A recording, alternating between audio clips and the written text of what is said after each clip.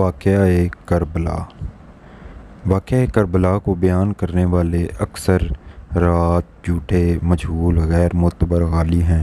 انہوں نے مبالغہ آرائیوں اور داستانوں سے بھرے ہوئے واقعات بیان کیے اور بہت سی روایتیں خود گھڑی ہیں، اور مورخین نے ان کو بلا تخیل اور بلا کسی نقص و تبصرہ نقل کیا۔ یہی وجہ ہے کہ واقعات کربلا کی اصل حقیقت سے مسلمانوں کا ایک بڑا طبقہ ناواقف رہ گیا، اور حضرت حسین رضی اللہ تعالیٰ عنہ اور یزید کے سلسلے میں طرح طرح کی غلط فہمیوں کا شکار ہو گیا۔ واقعات کربلا کے بیان میں تاریخ کی کتابوں میں اتنا تضاد ہے کہ میں ان واقعات کی صحیح نوعیت کی پہچان بڑا مشکل امر ہے، اور کون سی روایت صحیح ہے اور کون سی غلط ہے، اس کی تمیز کرنا بھی کوئی آسان کام نہیں رہا۔ زیر نظر مضمون میں واقعہ کربلا کو اسلامی تاریخ، ائمہ رجال کی کتب اور حقیقت پسند مؤلفین اور اعتدال کے خوگر مورخین اور ائمہ کی تحریروں کی روشنی میں مختصراً پیش کیا گیا ہے۔ واضح رہے کہ اس مضمون میں تاریخ کی ان روایتوں پر اعتماد کرنے کی کوشش کی گئی ہے جن پر اکثر مورخین متفق ہیں۔ واقعہ کربلا ہماری تاریخ کا المناک ترین باب ہے۔ نبی مہربان صلی اللہ علیہ وآلہ وسلم کی رحلت کی نصف صدی بعد آپ کے محبوب نواسے کو، ان کے پورے اہل و عیال کو اس بے دردی کے ساتھ تطبیق کر دینا اموی حکومت کے دامن پر سیاہ ترین دھبا ہے۔ اس کا سبب محض یہ تھا کہ اموی حکمران یزید کی حکومت باقی نہ رہ سکتی تھی۔ اگر امام حسین رضی اللہ تعالیٰ عنہ زندہ رہتے، یزید اور اس کے علاوہ لشکر نے جس سنگ دلی اور شقاوت کا مظاہرہ کیا وہ ہر لحاظ سے قابل مذمت ہے۔ ان واقعات کا علمی تجزیہ تو ہونا چاہیے، مگر افراط و تقلید کا شکار ہو کر تاریخ کو اپنی من مانی تعبیر کے سانچے میں نہیں ڈالنا چاہیے۔ مستند واقعات کی کسوٹی پر تمام کرداروں کو پرکھا جائے تو ہر ایک کا درست تعارف سامنے آ جاتا ہے۔ یزید تاریخ کا ایک ایسا کردار ہے جس پر سب وشتم کی بوچھاڑ ہوتی ہے، مگر سب شتم نہ تو درست طرز عمل ہے اور نہ اس سے کوئی مسئلہ حل ہوتا ہے۔ دوسری جانب رد عمل کے طور پر کچھ لوگ یزید کی پارسائی و مناقب بیان کرنے کا محاذ سنبھال لیتے ہیں۔ یوں دونوں جانب کی کھینچا تانی حقائق کو کافی حد تک مسخ کیا ہے۔ شیخ الاسلام امام ابن تیمیہ رحمۃ اللہ نے نہایت معتدل اور مبنی برحق موقف بیان فرماتے ہوئے کہا کہ یزید کے بارے میں 3 گروہ پائے جاتے ہیں۔ ایک گروہ اس کی تحسین و تعظیم کرتا ہے، اس سے محبت کا اظہار کرتا ہے۔ دوسرا گروہ اس پر سب و شتم و لعنت بھیجتا ہے اور اس کی تفکیر ضروری سمجھتا ہے۔ تیسرا موقف ہمارا ہے کہ ہم نہ اس سے محبت کرتے ہیں، نہ اس کی تعظیم و تحسین، اور نہ ہی اس کو گالی دیتے ہیں۔ مفہوم از فتویٰ شیخ الاسلام ابن تیمیہ: یزید میں بلا شبہ کئی کبائر اور بڑی بڑی برائیاں تھیں، اور خلافت کے اعلیٰ منصب کا تو وہ کسی لحاظ سے بھی اہل نہیں تھا۔ اس کے خلاف صحابہ کرام کا موقف مبنی برحق تھا۔ یہ بالکل الگ موضوع ہے کہ اس کا تکفہ کیوں نہ الٹا جا سکا۔ اس کے تخت پر برجمان ہونے کو قطعاً دلیل قرار نہیں دیا جا سکتا کہ وہ حق پر تھا۔ اگر اس دلیل کو تسلیم کر لیا جائے تو پھر فرعون اور نمرود جیسے تمام حکمرانوں کو بھی برحق ماننا پڑے گا، جو کہ سراسر خلاف حقیقت ہے۔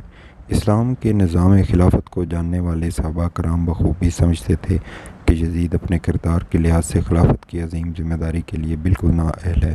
ان حالات میں اہل حجاز کے مشورے سے حضرت عبداللہ بن زبیر رضی اللہ تعالیٰ عنہ نے حجاز میں اپنی خلافت قائم کی، اور یہاں کے تمام لوگوں نے ان کے ہاتھ پر برسا و رغبت بیعت کی۔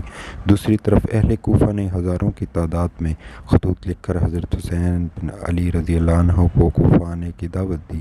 یہ سب واقعات تاریخ میں محفوظ ہیں۔ ابن اسیر سے تاریخ طبری، المقابل ابن الاسیر پر وہ تمام تفصیلات موجود ہیں جو اس حقیقت کو واضح کرتی ہیں کہ یزید حضرت معاویہ رضی اللہ تعالیٰ عنہ کا بیٹا ہونے کے علاوہ کسی لحاظ سے بھی اس قابل نہیں تھا کہ کوئی فرد یہ سوچتا کہ زمام اقتدار اس کے ہاتھ میں ہونے چاہیے۔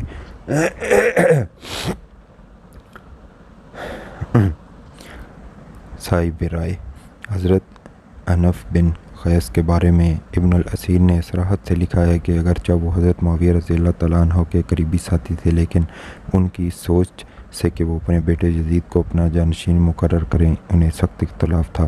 جب حضرت معاویہ رضی اللہ تعالیٰ عنہ نے ان سے موضوع پر رائے لینا چاہی تو انہوں نے صاف لفظوں میں فرمایا کہ آپ کے سامنے سچی بات کہتے ہوئے لوگ ڈرتے ہیں، لیکن خدا خوفی کا تقاضا ہے کہ بات سچی کی جائے۔ امیر المؤمنین، آپ بخوبی جانتے ہیں کہ یزید کی راتیں کہاں بسر ہوتی ہیں اور دن کیسے گزرتے ہیں۔ آپ کے سامنے اس کا ظاہر و باطن سب عیاں ہے، پھر آپ اسے کس طرح اپنا جانشین بنا رہے ہیں؟ کبار صحابہ کی مخالفت کے باوجود حضرت معاویہ رضی اللہ تعالیٰ عنہ نے اپنے نااہل بیٹے کو اپنا جانشین مقرر کر دیا۔ البتہ تاریخ میں مذکورہ ہے کہ انہوں نے یزید کو کئی مرتبہ نصیحت کی کہ اگر کبھی حسین بن علی رضی اللہ تعالیٰ عنہ سے معاملہ پیش آ جائے تو نرمی اور درگزر کا رویہ اپنانا۔ انہوں نے سیدنا حسین رضی اللہ تعالیٰ عنہ کے مناقب بھی بیان کیے، مگر مناقب بیان کرنے سے کیا ہوتا ہے جب کہ فیصلہ نااہل کے حق میں صادر ہو جائے۔ سیدنا حسین رضی اللہ عنہ اور اہل کوفہ یزید کی خلافت پورے عالم اسلام میں قبول نہیں کی گئی تھی۔ اہل عراق، حجاز، مصر اور دیگر بہت سے علاقوں میں یزید کی مخالفت کی جا رہی تھی۔ اہل کوفہ نے حضرت امام رضی اللہ تعالیٰ عنہ کو نہ صرف خطوط لکھے بلکہ کئی وفود بھی ان کی خدمت میں بھیجے۔ ان لوگوں کے مسلسل اصرار اور پرزور مطالبے پر آپ نے عراق کی طرف رخت سفر باندھا۔ اس دوران مکہ، مدینہ اور پورے حجاز میں موجود صحابہ کرام یزید کی ناجائز حکومت اور سیدنا حسین کے سفر کوفہ پر اپنے اپنے خیالات کا اظہار کر رہے تھے۔ اکثر صحابہ کی رائے یہ تھی کہ امام حسین رضی اللہ عنہ کو حجاز ہی میں مقیم رہنا چاہیے۔ اہل کوفہ کے بارے میں حضرت عبداللہ بن عباس رضی اللہ عنہ اور حضرت حسین رضی اللہ عنہ کے تایازاد بھائی اور بہنوئی حضرت عبداللہ بن جعفر رضی اللہ عنہ کی چچی تلی رائے یہ تھی کہ وہ قابل اعتماد لوگ نہیں ہیں۔ سوال پیدا ہوتا ہے کہ حضرت حسین رضی اللہ تعالیٰ عنہ نے اس کے باوجود کوفہ جانے کا فیصلہ کیوں کیا؟ جہاں تک انسانی تدبیر، حکمت اور دور اندیشی کا تعلق ہو سکتا ہے، حضرت حسین رضی اللہ تعالیٰ عنہ نے بلا شبہ اس کا اہتمام کیا تھا۔ انہوں نے خود کوفہ جانے سے قبل اپنے معتمد ساتھی اور تایازاد بھائی حضرت مسلم بن مقیم رضی اللہ عنہ کو کوفہ بھیجا اور انہوں کو کوفہ جا کر حالات کا جائزہ لیا اور مفصل خط میں موقف اور سازگار حالات کی رپورٹ دی۔ بعد میں اچانک جو حالات نے پلٹا کھایا تھا اس کی اطلاع سیدنا حسین رضی اللہ عنہ تک بروقت نہیں پہنچ پائی تھی۔ راستے میں ایک مقام پر آپ کو اس دور کا مشہور شاعر فرزدق ملا جو کوفہ سے آ رہا تھا۔ وہ آپ کا بڑا مداح تھا۔ اس سے آپ نے وہاں آپ کے احوال سے پوچھے تو اس نے واضح الفاظ میں کہا، قلوب الناس معک وسیم فہم ما بنی امیہ، یعنی ان کے ساتھ دل تو آپ کے ساتھ ہیں مگر ان کی تلواریں بنو امیہ کے ساتھ ہوں گی۔ یہ ایسا مرحلہ تھا جب اس رپورٹ پر یہاں سے راہ فرار اختیار کرنا کمزوری کی دلیل بن جاتا۔ نعمان بن بشیر اور ابن زیاد کوفہ میں بنو امیہ کی طرف سے حضرت نعمان بن بشیر گورنر تھے۔ ہر چند کے گورنر دربار بادشاہت کا مقرر کردہ تھا، مگر وہ خود بھی موروثانی بادشاہت پر انشراح صدر نہیں رکھتا تھا۔ دوسری جانب بصرہ کا گورنر عبید اللہ بن زیاد حضرت معاویہ کا معتمد ترین شخص تھا، مگر ان کی وفات کے بعد یزید بوجود اس نے نالا تھا اور موضوع کرنے کا ارادہ رکھتا تھا۔ حضرت مسلم بن عقیل کی بیعت کی اطلاعات گورنر ہاؤس کے علاوہ دمشق کے شاہی دربار میں بھی پہنچ رہی تھی۔ بنو امیہ نے جاسوسی کا ایک بہت مؤثر نظام قائم کر رکھا تھا، اور کمال یہ ہے کہ دور جدید کی طرح مقام طور پر کسی جاسوس کے بارے میں کسی کو علم نہیں ہوتا تھا کہ یہ سرکاری کارندہ ہے۔ جاسوسوں کو بڑی بڑی رقم سے نوازا جاتا تھا۔ جاسوسوں کے ذریعے حضرت نعمان بن بشیر کی شکایت مسلسل یزید کو مل رہی تھی۔ کسی جاسوس نے ان سے ملاقات کر کے کہا کہ حکومت کے خلاف یہاں بغاوت ہو رہی ہے اور آپ گورنر ہوتے ہوئے خاموش ہیں، یا تو آپ کمزور ہیں یا آپ کے عزائم کچھ اور ہیں۔ نعمان بن بشیر جاسوس کے ارادوں کا ادراک نہ کر سکے اور انہوں نے کہا، میں گورنر کی قوت کو استعمال کر کے احکام الہی کے خلاف سرکشی اور خلق خدا پر ظلم نہیں ڈھا سکتا۔ جاسوس نے فوراً یہ اطلاع دمشق بھیج دی۔ اس پر یزید نے اپنے کچھ معتمد درباریوں سے مشورہ کیا تو انہوں نے اسے کہا کہ اگر آپ کے والد معاویہ رضی اللہ عنہ آج زندہ ہوتے تو وہ ابن زیاد کی خدمت سے ضرور فائدہ اٹھاتے۔ بے وفا اور بزدل اہل کوفہ بانی بن عمرہ حضرت حسین رضی اللہ عنہ کے زبردست حامی تھے، مگر اس جاسوسی کی مخبری اور پھر گواہی کے بعد سخت خلجان کا شکار ہو گئے۔ اب وہ زخمی حالت میں یہ سب منظر دیکھ رہے تھے۔ انہیں قید کرنے اور حضرت مسلم بن عقیل کو پکڑنے، قتل کرنے اور ان کا سر ابن زیاد کے سامنے پیش کرنے کا حکم جاری کر دیا گیا۔ جس شخص نے یہ جاسوسی کی تھی اس کا نام مورخین نے سرجون بیان کیا ہے۔ کہا جاتا ہے کہ اسے یزید نے دمشق سے ابن زیاد کے پاس بھیجا تھا۔ حضرت مسلم کو ہانی بن عمرہ کی گرفتاری کی اطلاع ملی تو انہوں نے اپنے حمایتیوں کو ساتھ لے کر مقابلہ کرنے کی ٹھانی۔ ان کے ساتھ 3,500 سے 4,000 کے لگ بھگ کوفی میدان میں نکل کھڑے ہوئے، مگر یوں ہی ان بدبختوں نے بڑے بڑے سرداروں کو عبید اللہ بن زیاد کے محل میں دیکھا اور انہوں نے بالکونی سے اپنے اپنے قبیلے کے تمام لوگوں کو سرزنش کی تو آہستہ آہستہ یہ بدعہد حضرت مسلم بن عقیل کا ساتھ چھوڑ کر منتشر ہو گئے۔ آخر میں ان کے ساتھ صرف چند سو افراد رہ گئے۔ مسلم بن عقیل اور ان کے بچوں کی شہادت۔ حضرت مسلم نے یہ صورتحال دیکھی تو انہوں نے بھی شام کے وقت کسی محفوظ جگہ کی طرف نکلنا چاہا۔ اس دوران پورے شہر میں جاسوسی کا جال پھیلا جا چکا تھا۔ اسی رات کو حضرت مسلم بن عقیل کو سرکاری جتھوں نے گرفتار کیا اور گورنر ہاؤس لے آئے۔ حضرت مسلم کے 2 کمسن بچے بھی شہید کر دیے گئے تھے۔ ابن زیاد نے حضرت مسلم کو دیکھتے ہی حکم دیا کہ اسے فی الفور قتل کر دیا جائے، اس کا یہ سر لاشائے محل کے سامنے پھینک دیا جائے۔ حضرت ہانی کو سولی پر چڑھانے کا حکم صادر ہوا۔ یوں ایک جانب یہ نقشہ یکسر بدل گیا، مگر دوسری جانب حضرت حسین رضی اللہ تعالیٰ عنہ تک درست اطلاع نہ پہنچ سکی۔ وہ اس وقت تک حجاز سے حدود عراق میں داخل ہو چکے تھے۔ ان کے ساتھ کوئی بہت بڑا لشکر نہیں تھا۔ ان کے قافلہ میں کچھ خواتین تھیں اور 150 کے قریب ان کے اعیان و ناصار تھے۔ یہ بات بھی تاریخ میں منقول ہے کہ قادسیہ کے قریب ہربن یزید آپ سے ملا اور اس نے کوفہ کے حالات کو بتائے۔ مسلم بن عقیل اور ان کے بچوں کی شہادت کی خبر بھی ملی۔ ہر کی رائے یہ تھی کہ قافلے کو وہیں سے واپس پلٹ جانا چاہیے۔ حضرت حسین کا بھی اسی جانب میلان تھا، مگر حضرت مسلم بن عقیل کے بھائیوں نے کہا کہ جب ہمارا بھائی قتل ہو گیا ہے تو ہم یہاں سے کیسے واپس جا سکتے ہیں؟ اصل بات تو یہ ہے کہ تقدیر ہر چیز پر غالب ہوتی ہے۔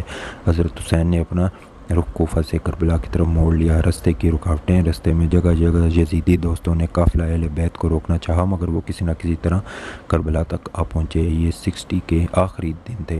اسی اثناء میں نئے سال کا ہلال طلوع ہوا۔ عمرو بن سعد بن ابی وقاص بنو امیہ کی حکومت میں ایک علاقے کا حکم تھا۔ جب اسے ابن زیاد نے اس قافلے کو قتل کرنے کا حکم دیا تو شروع میں اس نے کافی پس و پیش کیا۔ آخرکار ابن زیاد کے دباؤ کے تحت عمرو بن سعد نے اس جرم کا ارتکاب کر ہی ڈالا۔ جب عمرو بن سعد نے حضرت حسین کا راستہ روکنا چاہا تو آپ نے اسے بتایا کہ مجھے اہل عراق نے آنے کی دعوت دی ہے، جس کے نتیجے میں میں حجاز سے چل کر یہاں آیا۔ اس نے خطوط کا انبار بھی اس کے سامنے پیش کیا۔ عمرو بن سعد نے حضرت حسین کے دعوے کی تکذیب نہیں کی، بلکہ کہا کہ اہل کوفہ نے آپ کو خطوط لکھے، مگر اب وہ آپ کا ساتھ چھوڑ چکے ہیں۔ آپ کے لیے اس کے سوا کوئی راستہ نہیں کہ یزید کی بیعت کر لیں۔ حضرت حسین نے فرمایا کہ میں ایسا شخص نہیں ہوں جو دب کر بیعت کر لے۔ میں تمہارے سامنے 3 شرائط پیش کرتا ہوں۔ طبری و دیگر مورخین نے ان شرائط کا ذکر کیا ہے جو درجہ ذیل ہیں۔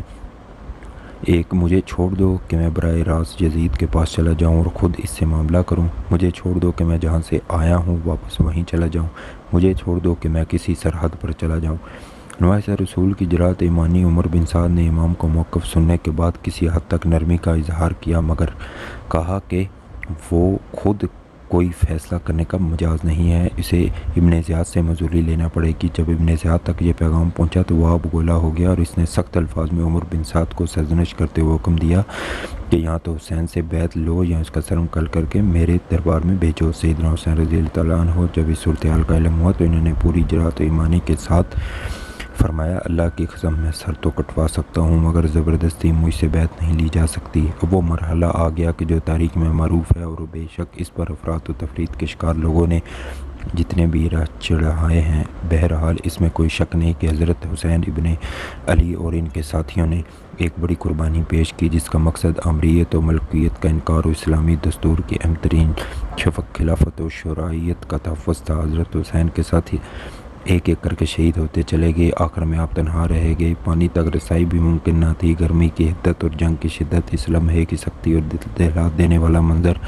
ان سب کچھ کے باوجود سیدنا حسین بن رضی اللہ تعالیٰ عنہ کے پائے استقلال میں کوئی لغزش نہیں آئی۔ وہ بہادری سے لڑتے ہوئے شہید ہو گئے، مگر یزید کے ناجائز حکومت کو تسلیم کرنے سے انکار کر دیا۔